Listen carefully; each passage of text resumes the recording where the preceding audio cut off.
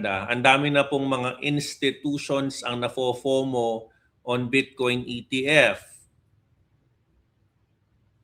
Pero sa kabilang banda, ang daming FUD, inaatake ang mga wallets. Bakit? Sa palagay ko, tatanggalin nila ngayon ng trust on self-custody. Kasi gusto ng mga isa't kalahating asukan ng mga institutions na to na bumili kayo sa amin ng Bitcoin through ETF wrapper. You buy to us. Huwag na kayong bumili ng sariling Bitcoin at i-custody ninyo. Yun ang nangyayari ngayon. That's the reality, whether we like it or not. The market is being led to believe that Bitcoin self-custody is not the same as what it was before.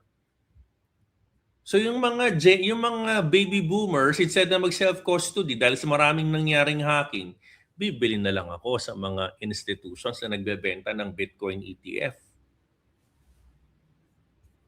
Gets nyo? Diba?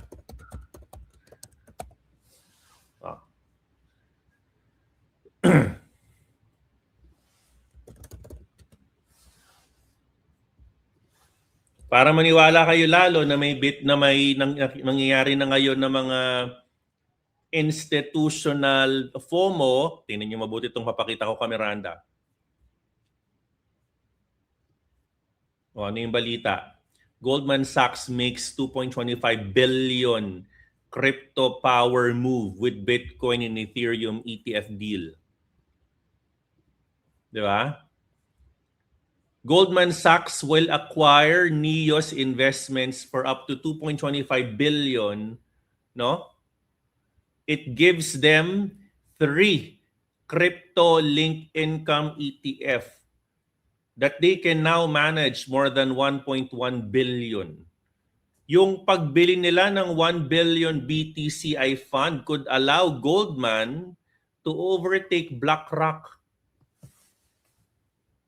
Hindi natin alam, lahat ng tao natatakot na may sarili kang self-custody, but people don't know that institutions are quietly banks.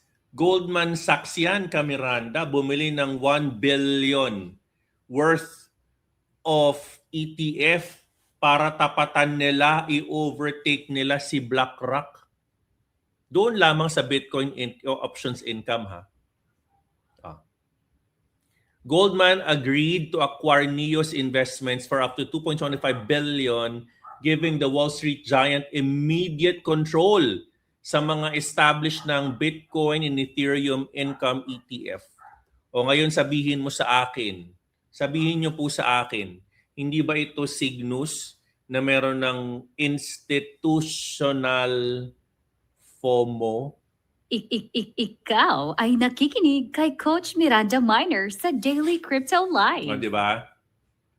Nilang ang point ko dyan eh. So good question, Kuya Jaycat, ha?